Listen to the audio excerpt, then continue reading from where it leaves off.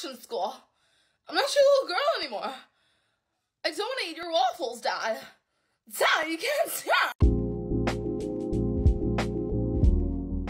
Rooted in conservatism and symbols of old money, the preppy style has been a noticeable subculture throughout the 20th century. Its emphasis on timeless elegance and tradition means it rarely changes. However, each time it comes into style, it brings its own take on its classic framework. This video will focus on how the aesthetic manifested in the 2000s, becoming one of the most influential and recognisable subcultures of the decade. So let's get into it. Background. The term prep comes from the late 19th century, where northeastern WASP families, that is white Anglo-Saxon Protestant families, wanted to distinguish their old money from rising new wealth from the Industrial Revolution. So they established private prep schools for their children, which prioritised inheritance, family name, legacy, and an us versus them mentality towards the rising lower class. It was then common that these high schoolers would go on to Ivy League colleges such as Harvard, Yale, and Princeton. Throughout the 20th century, the preppy subculture developed its own sense of style and sensibility, which became well known and prominent in certain periods where symbols of affluence and Americana were being idolised. For example, it was big in the 50s and early 60s, where America was celebrating their successful role in World War II, and an idealised idea of the country was seen through symbols of wealth, conservatism, nuclear families, and strong educational systems. It was also big in the 80s during the conservatism of Ronald Reagan and the economic climate where the rich did very well. But interestingly, during this time, multiple brands began selling classic preppy clothes at a medium price point that made the style mainstream and available to all classes. The preppy subculture became immortalised in the 80s Preppy Handbook, a tongue-in-cheek guide on the mannerisms, lifestyle, and fashion sense of preps. Then in the 2000s, conservatism under George Bush was growing, and while more dominant aesthetics like McBling rebelled against this, many people loved the sense of idealised America the aesthetic gave them amongst the tumultuous political and social landscape of the 2000s. Not to mention, a rapidly growing celebrity culture resulted in a fascination with the rich. And while the preppy aesthetic is about old money rather than celebrity new money, people still indulge this fascination through the preppy aesthetic. For example, two of the biggest teen dramas of the decade, The OC and Gossip Girl, centered around mega-rich preppy teens and their families. But mainstream embracement of the aesthetic also meant that, like the 80s, the style became more diluted across all classes. Teen mid-priced retailers like Abercrombie & Fitch and Hollister dominated the 2000s with their branded preppy Americana. The style even had its moment in hip-hop in the mid-2000s. Think Kanye West during his promotion for College Dropout, and Andre 3000, who took prep to a whole new level. This actually has its roots in the 80s and 90s, where poor youth would get Ralph Lauren by any means necessary and wear it throughout Brooklyn and Harlem.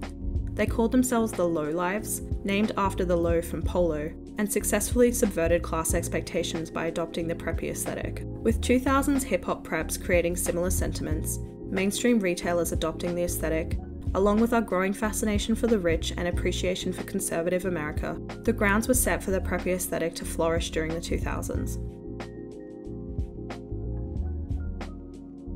Clothes.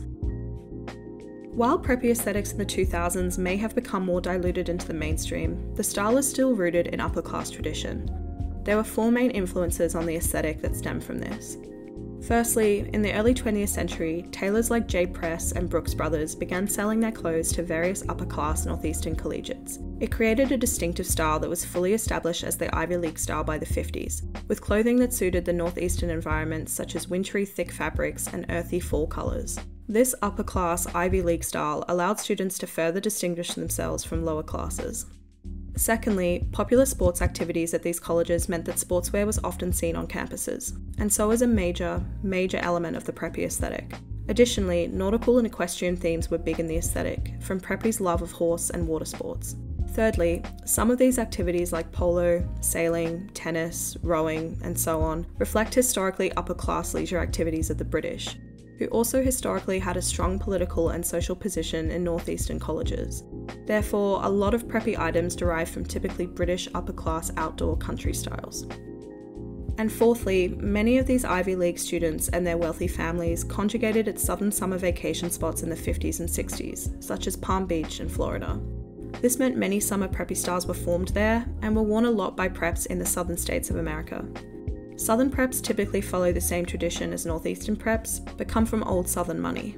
And so we have four main historical influences on the 2000s preppy style: Ivy League, sportswear, British upper class, and Southern summer.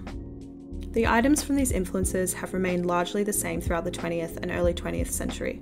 This is what makes the preppy aesthetic timeless rather than cutting edge, as for the most part a preppy look in the 2000s is very similar to that in the 80s, which is very similar to that of the 50s and so on. Alright, let's get into specific items. Tops. So we should probably start with the polo top. It's definitely the most iconic preppy top and a plague on the early and mid-2000s. The button-down collar style comes from India, where polo was played for thousands of years before the British discovered it during their occupation of India in the mid-19th century. This kind of collar was revolutionary to the Western world, as shirts usually consisted of one top button, and the style was brought back to England to be worn for the upper-class sport. Cut to the 20s, and the first button-down collar t-shirt style was designed by tennis player René Lacoste, with a crocodile logo after his nickname. The Lacoste polo won the hearts of sportswear around the world, especially with typically upper-class sports like polo, golf, and tennis. And this mixing of sportswear and upper-class wear cemented Lacoste as a preppy brand for the rest of the century. Then, in 1967, Ralph Lauren launched his casual wear brand and named it Polo Ralph Lauren to associate his brand with the upper class and target the sensibilities of preps. He successfully sold the story of old money, upper class, and classic Americana in his brand throughout the 80s and 90s, while at the same time having a polo shirt battle of popularity with Lacoste that was still ongoing in the 2000s. What's interesting about the polo is despite having numerous associations with other aesthetics such as hip-hop, Britpop, or working class Brits from the 80s to the 2000s, the top's history in British imperialism and sportswear are so strong that the prep has never stopped wearing them. In fact, in the 2000s, the polo was so important to the prep it was common to wear multiple polo shirts layered on top of the other. The Oxford button-down shirt also takes its roots from the polo, as Johnny Brooks of the Brooks Brothers saw the button-down collared shirt worn in Ivy League universities like Oxford during a trip to Britain, and then introduced the Oxford shirt to America in the late 19th century. Since then, they have always been extremely popular in prep culture as an example of British-inspired fashion. Another preppy top of the 2000s was the Tory Burch tunic, although the item is not so much a tunic as it is a Moroccan kaftan. As I pointed out for the coconut girl aesthetic, Moroccan kaftans were big summer trends of the 2000s in general, but the Tory Burch tunic targeted the preppies. Burch was inspired by her own preppy upbringing and the clothes she saw her parents vacationing in the 60s in Morocco. After she launched the tunic in 2004, her brand got endorsed by Oprah, and therefore hit the heart of the upper middle class female market, particularly with southern preps. They were so popular that Tory Burch was one of the defining brands of preppy women in the 2000s, being just the right mix of classic conservatism and playful colours and styles. She even had a cameo on Gossip Girl. Shorts and pants. According to the Gentleman's Gazette, corn dogs are to carnivals what Nantucket Reds are to prep culture. Originally distributed by Murray's Tuggery Shop in Nantucket, the red pants and shorts became associated with the wealthy northeasterners who used Nantucket and Martha's Vineyard as a popular vacation destination in the 60s, and have remained a staple of preppy fashion ever since, named an essential item in the Preppy Handbook. Then there were the Go to Hell pants, which are technically any boldly coloured pattern or motifed pair of trousers, designed to make the prepster look bold and daring. The trend originates from affluent New Yorkers in the mid-50s, who would wear bright coloured pants during their summer vacations, and like all preppy styles, maintained their timelessness into the 2000s. And then there were also chinos, which were first seen in the 80s after Levi launched their Dockers branch that focused mainly on chinos, and whose smart and crisp style became an iconic part of preppy style in the 2000s. Skirts and dresses. Plaid skirts are an essential part of a 2000s preppy look, as a direct symbol of elite education. Despite originating as the kilt of Scotland in the 16th century, the prepster gets its inspiration from private school skirts that first became a part of uniforms in the 40s, and went on to be strong signifiers of upper-class preppy education throughout the 20th century. The skirt was shown on preppy movie characters in the 90s as part of the wealthy schoolgirl archetype, before being cemented in the 2000s preppy fashion by Serena van der Woodsen and Blair Waldorf. And then there were tennis skirts, and really tennis dresses in general. Since Victorian England, tennis and tennis clothing has always had an element of aristocracy to it. And then in 1949, when Gussie Moran wore lace shorts under a tennis miniskirt, it was an iconic sportswear moment that brought short skirts to tennis fashion.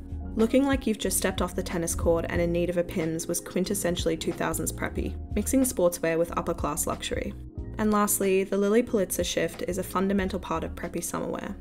In 1959 Palm Beach, Florida, Lilly Pulitzer first designed the simple sleeveless shift in bright abstract maximalist patterns to hide juice stains she got from selling fruit juice at a stand. They became popular with the vacationing upper-class crowd, photographed on members of prominent preppy families, and when Lilly's former classmate and preppy icon Jackie Kennedy was featured in Life magazine wearing one of the shifts, Lilly Pulitzer solidified itself in the hearts of American preps. The dress and the brand remained an essential part of waspy Southern preppy elegance during the 2000s, especially when preppy socialites Amanda Hurst and Lauren Bush became the face of the brand in 2007. Outerwear. The blazer is arguably the most iconic preppy jacket. It has multiple preppy origin stories, but all of them come from exclusive upper-class clubs, sports, and boating societies of Ivy League universities. These roots in elitism and gentlemen's sporting make them quintessentially preppy, and in the 2000s, it could be seen across all preppy outfits. There are also 3 preppy jackets in the 2000s that were first used in the military: trenches, which were first developed by Akraskutum and Burberry, and worn by high-ranking military officials for the British Army in World War I. And then there were also barber wax jackets and peacoats, which are said to have come from early naval and submarine use. After the World Wars, all of these jackets became symbols of tradition and upper-class status, particularly Burberry and Akraskutum trenches, which quickly moved into luxury items, and the barber jacket, who began providing to the British royal family and became an icon of upper-class British country life. In the 2000s, these mixes of British luxury, tradition, and outdoor living made these jackets essential preppy pieces. Then there were cable knit sweaters, which date back to the 1800s fisherman's sweater of the Aran Islands and Ireland. These knit sweaters became sought after in the early 19th century. The sweater travelled and by the 50s was a global sensation. But then, in the 80s, they became synonymous with preps, often worn tied over the shoulders, which remained a timeless style choice for the Ivy League prep. In the 2000s, they were often worn over polos, and the most essential of these was a Ralph Lauren cable knit sweater in many colours. Rugby jerseys were another fundamental piece of preppy outerwear as a classic sportswear item. When British people began wearing rugby shirts off the rugby field after the 50s, the button-down collar style was similar to that of the polo shirt, and thus became a big part of preppy sportswear style. This was cemented in the 2000s when Ralph Lauren launched its iconic rugby shirt line in 2004.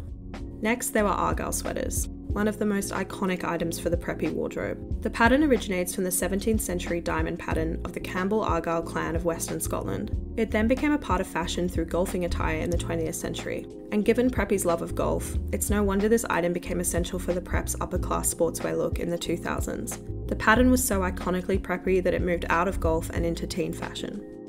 Then tennis and cricket sweaters were also super popular with preps, being a mix of Ivy League classic cable knit sweaters, sportswear, and British upper class, as these sports are historically British sports played by the wealthy. The sweaters have been worn since the mid-30s, and later film stars like Cary Grant or Robert Taylor helped keep them popular with Brits. Today, Ralph Lauren's annual release of the sweater before tennis championships also helps maintain the item as a preppy staple.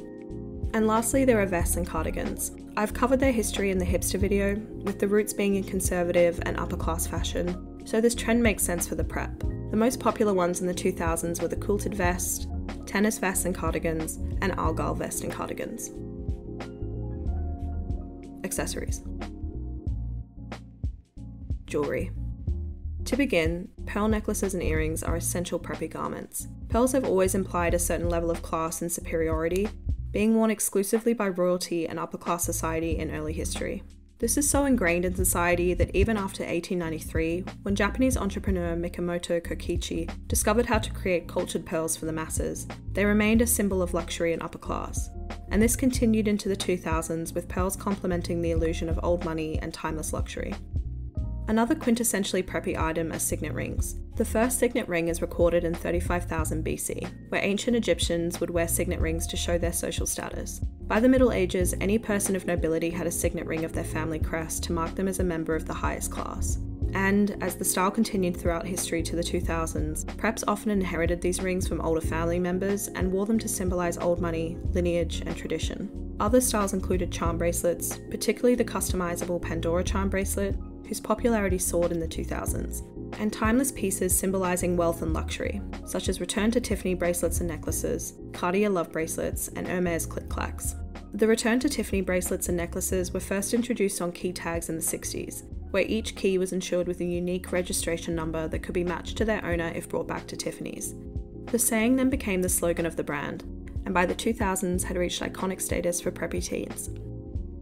Meanwhile, the Cartier love bracelet was modelled after medieval chastity belts as a symbol of someone who was locked into love. At the time of its launch in 1969, it was gifted to many celebrity couples, marketed as a romantic item. Meanwhile, the Hermès Click Clack was launched in 2000. It reached cult status for preppy styles during this time, particularly as Hermès specialises in high-quality horse riding items, an iconic preppy sport.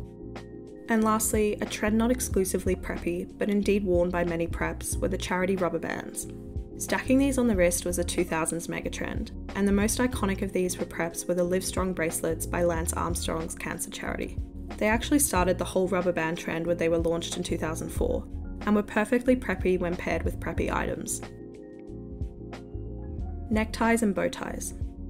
Neckties and bow ties are not exclusive to the aesthetic, but in the 2000s were styled prep in many ways, such as loosely around the neck circa Serena van der Woodsen, or with an Oxford shirt and a blazer. Interestingly, neckties began as a cravat in France in the 17th century, when Louis XIV declared them a piece of fashion after seeing them on Croatian soldiers. It was changed to a more practical version during the Industrial Revolution, and has been associated with gentlemen's attire ever since. For preps, the most essential necktie pattern was the rep tie, whose diagonal stripes originated in England in the 1800s on preppy school uniforms, before making their way to American Ivy League colleges in the 1920s.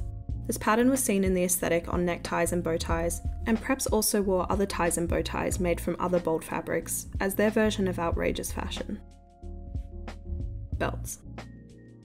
Leather belts are essential to the preppy look, particularly thick belts in the early 2000s and thin belts in the later 2000s. There are also two iconically preppy belt types, the needlepoint, which is usually covered in preppy symbols, multicoloured and essential to a summer preppy look, and D-ring belts, first made popular by East Coast preps in the 60s, who used coloured ribbon belts as a way to add personality to their look. Bags. Throughout the 2000s, the LL Bean tote style bag was extremely popular with preps. It was first designed in the 40s as a sturdy bag to carry ice from the car to the freezer. Then the brand became synonymous with preppy outdoorsy fashion, so much so that they were even worn by the Kennedys. By the 2000s, it was common to see them by all different brands, and customized with the owner's initials or the name of their yacht. Other popular styles were the Prada bowling bag, released in spring 2000 and becoming a cult classic instantly, and Bermuda bags, who first became popular with preppy styles in the 80s and remained a staple for preppy summertime looks in the 2000s, particularly with southern preps. And lastly, there was the Longchamp Le Pliage, one of the most popular preppy bags of all time. Released in 1993 and named after the French word to fold, it was an instant hit as a super light nylon and foldable tote that still somehow is a statement of luxury. While they started to become popular towards the end of the 2000s, they weren't really a part of the preppy aesthetic until the 2010s, but I had to include them because they're so iconic. Shoes. The official preppy handbook names the boat shoe an integral part of preppy style, and like all timeless preppy fashion, remained a favourite into the 2000s. Paul Sperry, an ardent sailor, wanted to design a shoe that would grip slippery boat surfaces, and came up with the idea of split soles. While originally the shoe was popular with sailors and used in the army, in the 80s they were adopted by preps and became a staple of their nautical sportswear style. And just as iconically prep are loafers. 3 versions of this shoe, popular in the 50s, became must-have items for preps. The penny loafer, loved by the Duke of Windsor and John F. Kennedy. The tassel loafer, a popular shoe in sophisticated New York and Los Angeles circles in the 50s. And the Gucci horsebit loafer, named for its horsebit across the shoe, and by the 90s was so ubiquitous on Wall Street they earned the nickname deal sleds. Considered the leisure shoe of the rich and instant signifiers of old money, all 3 of these loafer styles were loved by the 2000s preps. There were also velvet slippers, whose luxurious and leisurely style gave them a feeling of old money. And then there were ballet flats, which were everywhere in the 2000s in general, but were extremely popular with preppy styles. While the style is based off flat ballet shoes from the 19th century, it wasn't until Brigitte Bardot, who also trained as a ballet dancer, commissioned a pair of everyday ballet shoes that the style was transformed into the fashionable statement that we know today. They were worn by preppy icons of the 50s and 60s, and became classic items for mod fashion and French chic. For the 2000s prep, the most iconic was the Tory Burch Raver Ballet Flat, which launched in 2006 and had an oversized brass Tory Burch logo, which made them the shoe equivalent of the 2000s It bag for preps. Jack Rogers sandals were another example of timeless 2000s preppy style, with their design going through little change since their beginnings in the 60s. While holidaying in Italy, Jackie Kennedy spotted the design and brought them back for her shoemaker Jack Roger to replicate. They then became a sensation for affluent preps vacationing in Florida during the 60s, going perfectly with the Lilly Pulitzer dress. The style stayed super popular with southern preps into the 2000s. Tall leather boots, often resembling horse riding boots, were worn tucked over skinny jeans towards the later 2000s, which makes sense considering preppy's love for horse sports. And lastly, there are Hunter Wellington boots, an essential British country preppy shoe. Henry Lee Norris designed rubber Wellington boots for the British Army during the World Wars, and afterwards they exploded in popularity, becoming known as the Hunter boot. It was requested by royals throughout the 20th century, but it didn't become well known to the masses until Kate Moss wore a pair at the 2005 Glastonbury Festival, one of the wettest festivals in history. The boot then became a part of festival attire for the rest of the 2000s, but also remained quintessentially preppy due to its military and upper British class roots. Knitwear. While preppy knitwear is minimal, socks are an essential part of a preppy look, particularly when worn high and covered in argyle print. Burberry check scarves also played a big role in early 2000s preppy fashion.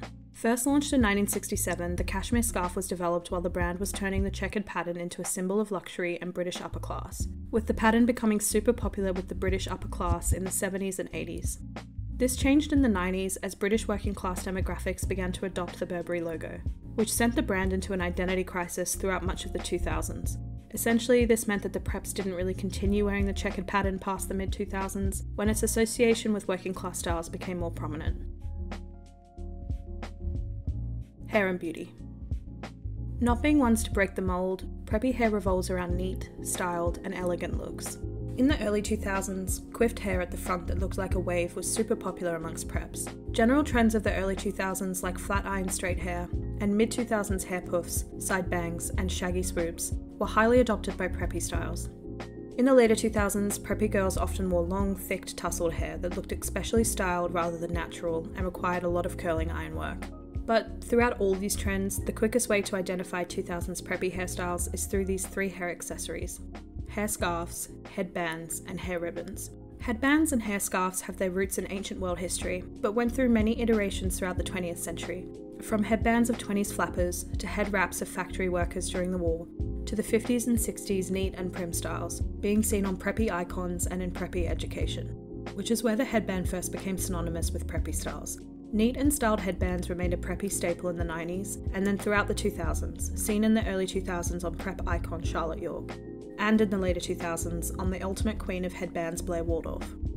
As for hair ribbons, they are historically distinguishers of class, femininity, and wealth. They were hair decorations for French royalty and wealthy men's wigs from the 16th to 18th centuries, before they became items symbolising femininity, youth, and innocence after the Victorian period, and throughout the 20th century. Building up to the 2000s, they were styled with preppy looks during the 1995 Chanel runway show, and then were cemented into the aesthetic by Gossip Girl in the later 2000s. In terms of makeup, styles emulating a timeless classic elegance is key. This means very minimal makeup with soft feminine enhancements like rosy lips and blush. A big perpetrator of this trend was Ralph Lauren, who emphasised natural makeup throughout all their campaigns, with it being a well-known preference of Ralph Lauren himself. But while makeup was very minimal, an abundance of preppy fragrances helped define the aesthetic in the 2000s. These included Ralph Lauren Romance, Ralph Lauren Blue, Lacoste Essential and Touch of Pink, Vera Wang Princess, and later Preppy Princess by Vera Wang. Some 90s carry-ons such as Tommy Girl by Tommy Hilfiger, and later in the 2010s the Big Pony line by Ralph Lauren. Other visual cues. Brands. Arguably the most iconic preppy brands of the 2000s were Ralph Lauren, Lacoste, J. Crew, and Brooks Brothers, all exuding a certain waspishness in their clothes. We've already talked about the origins of Ralph Lauren and Lacoste, but J. Crew and Brooks Brothers were just as iconic. In the mid-2000s, J. Crew was one of America's most essential preppy chains. First founded in the 80s, sales growth peaked between 2004 and 2013, selling a charmed upper-class existence of wealthy college students out for brunch, summering in the Hamptons, or even as part of the presidential family. Meanwhile, Brooks Brothers is an older brand, being one of the most successful clothing manufacturers of the early 19th century during the cotton boom, which was when mass clothes were made by cotton harvested by enslaved black Americans. The company was chosen to dress soldiers in the American Civil War, outfit presidents, and, as we know, tailor Ivy League students. Accordingly, they have become associated with conservative dressing and preppy fashion. Interestingly, during the 2000 election, as Florida was recounting the votes to decide between Al Gore and George Bush, a group of expensively dressed middle-aged men swarmed the government building in Miami to try and stop it. Their suit jackets and button-ups made them so distinctively preppy that the protests were labelled the Brooks Brothers riots. Fabrics. Madras, seersucker, and gingham are all essential summer preppy fabrics. All three originate in India and were brought over to the West through trades in the 17th and 18th centuries. Madras became extremely popular with Ivy League preps in the 30s, after they came back from holidays in exotic locations. When the fabric was then sold to Brooks Brothers in the 60s, it solidified it in preppies' hearts, and it's remained timeless to the aesthetic ever since. Seersucker is a thin cotton fabric that's usually striped or checkered. The threads often bunch together, which give it a wrinkled appearance that helps to keep the body cool. It was largely considered the poor man's fabric until the 30s and 40s, when Ivy League students, Hollywood actors, and royalty began adorning it. Then it didn't take long before it was considered gentlemanly and elegant, and a staple of Southern preppy fashion. Gingham was another pattern that moved from being associated with the working class to aristocracy. It was the durable and affordable choice for rural working class women in the early 20th century, but then became known throughout Hollywood by Judy Garland, Doris Day, and even as the choice of wedding fabric for Brigitte Bardot. Thus it became a fabric symbolising wholesome country lifestyles and waspy femininity, which is perfectly preppy. And lastly, tweed is an essential preppy winter fabric. It emerged in Scotland and Ireland as a warm and durable fabric for working class farmers. But in the first half of the 19th century, many estates in Scotland were acquired by English noblemen wishing to expand their life of leisure. It was here that the cloth started to be worn by the British upper class for hunting, shooting, and fishing on their country estates. Eventually, it expanded in the early 20th century to preppy sports like golf as well. It's not clear how it became associated with college professors, although some have thought they might have preferred cheaper tweed suits when their salaries were low.